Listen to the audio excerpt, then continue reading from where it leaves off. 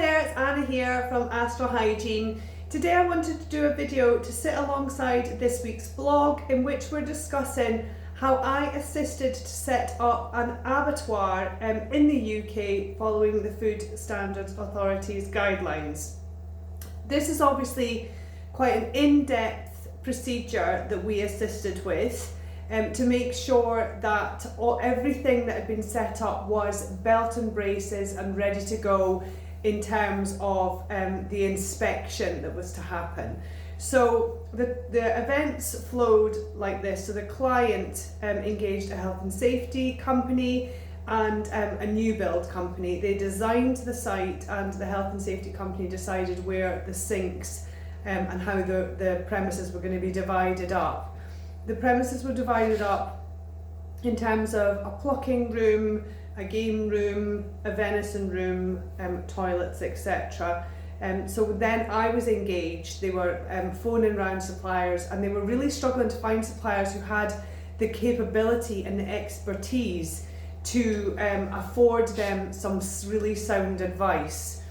So they phoned myself, and I went along to see them to do a site audit to see kind of what it was that I was dealing with. When I arrived, I found that there was no infrastructure in terms of soap dispensers, handheld dispensers, etc. on site.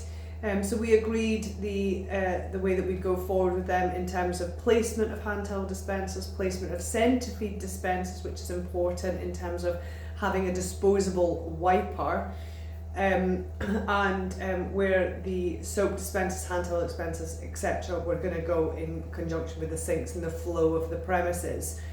I then recommended a colour coding system for, one colour of brush, shovel, dustpan and brush for the plucking room, one colour of dustpan and brush mops for the game room, etc. So that we really were demonstrating as soon as the FSA came on site that we were aware of cross-contamination, that we had put processes in place to avoid contaminating from room to room.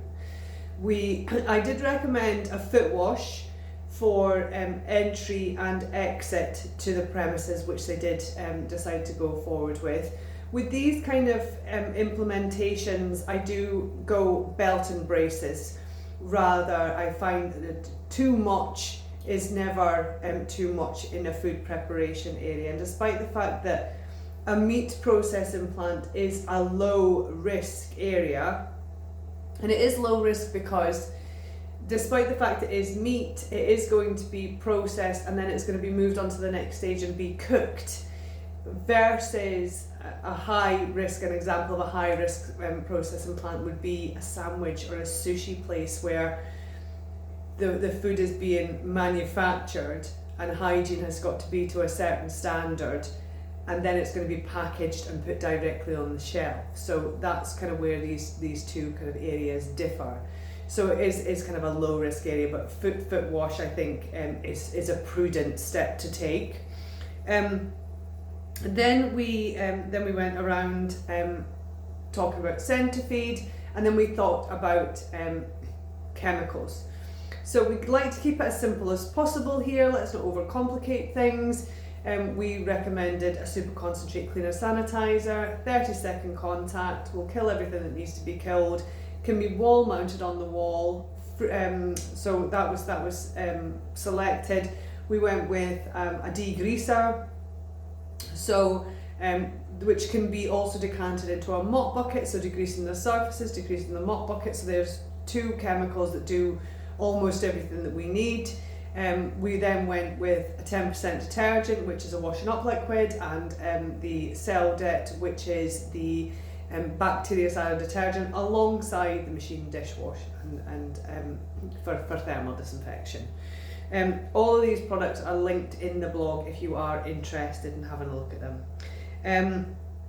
Once we'd agreed on the chemical and paper components, I then devised a training program. So my training programs were made up of COSH information, so care of substances hazardous to health, so health and safety stuff around moving and handling, what are the hazard warning signs, which is the most dangerous chemical, what PPE do you need to use, and training around that. I then created task cards for each of the chemicals. So with each of the chemicals, so cleaning and sanitising a surface, a food space, a light switch. So there were task cards with step-by-step instructions for each of these items, fridges, freezers, everything. So once the pack has been created for all of the chemicals that I included, it was quite a comprehensive pack of task cards. And then training in terms of how to use each chemical and how to translate each task card. So when I had finished creating their training guide, I handed over a very comprehensive folder binder full of information ready for inspection by the FSA. Then rolled out the training to the key players that were there. Obviously recruitment was going to happen because obviously they need to get FSA approval for a plant like this to open before they recruit anybody. So it's prudent to train the first lot of or tranche of staff first. And then I was invited to the inspection by the FSA. So the business owner, the head butcher was there, I was there, and the health and safety consultancy was there. And when you're dealing with the FSA, you need to make sure that when they walk into the premises, they get the right impression. Has it got all of the infrastructure that's required? Soap, hand towels, centipede, disposable wiping systems. Are they available there? Yes, they were. Foot wash, yes, that created the right impression as soon as they walked over the door. And then they saw the binder that I had created with all of the information that had been compiled. And they had a look at it and were like, yes, great. So we absolutely flew through that inspection in terms of cleaning and hygiene, and the rest of it flew through as well because they'd done their due diligence, they'd engaged the right professionals with the right level of expertise to help them here. So I'm going to be doing some more case studies in terms of other kind of projects that I've been involved with. Not meat because I've just done that, but certainly some other kind of interesting case studies and ones that I kind of really had to engage with our microbiologists and our development chemists to really help me to seek out the correct solution for this, for their bespoke challenges.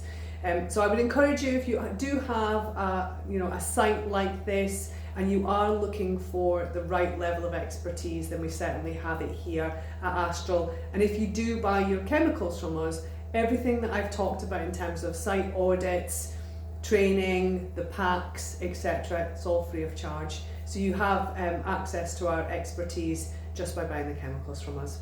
Thanks for watching. Have a lovely day.